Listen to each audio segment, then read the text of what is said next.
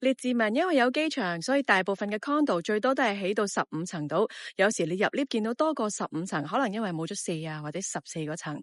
咁15層高咧，個風景咧都唔會好似 Burnaby 嗰啲咁震撼噶啦。咁至於如果你要揾有風景嘅獨立屋或者 townhouse 咧，就可能更加少。來來去去咧都係可能 out 咗 budget 嘅 Steveston 區啦，望到 Fraser River 嘅 Terra Nova 區啦，又或者 Francis 去到尾 West Dyke Trail 嗰度。咁假若你真係想喺列治文揾有風景嘅單位，不過個 budget 就大概係130、140萬到咧，咁呢個 video 一定要睇落去啦。大家好，我係嘉怡，溫哥華嘅地產經紀。今日咧我哋就嚟到 River Drive 呢度，你睇呢條跑步徑係咪好舒服咧？亦都望到風景噶。咁今日我就係介紹我身後邊呢個 townhouse。我哋而家即刻入去睇啊！呢個3層加 basement 嘅 townhouse 一共1620尺，有4間房、4個洗手間。由車房上一層呢，我哋就會見到廚房、飯廳同埋客廳，係一個 open concept，所以係好開揚、好舒服。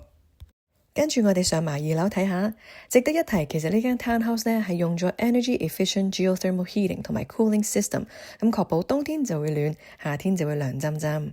呢一層呢有2個睡房，咁呢2個睡房呢一齊就可以共用呢一個洗手間。呢層嘅第3間房大啲，仲係一個套房嚟嘅添。呢一間唔係主人房，但係仍然都有一個自己獨立嘅洗手間，係咪好難得呢？一般呢個尺寸嘅 townhouse 通常都係得2個半洗手間，呢一個 townhouse 有成3個半，一定唔使爭洗手間啦。好，即刻上埋去第3樓睇下先，呢個就真係主人房啦，因為有咁大嘅露台望到景色，仲唔係主人房咩？間隔四四方方，好輕易就可以放到 king size bed，呢個就係主人房嘅洗手間。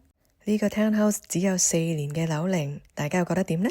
步行1分鐘到咧，我哋就嚟到呢一個好大片嘅草地啦，可以俾大家好悠閒咁喺度 picnic 啦，有小朋友嘅公園啦，有 basketball court 同埋 skateboard park， 而喺我左手邊呢度咧就有一個好長嘅跑步徑，揸車5分鐘可以去到大家熟悉嘅 Costco 同埋豐泰。如果搭 SkyTrain 呢度最近就係 Bridgeport Station。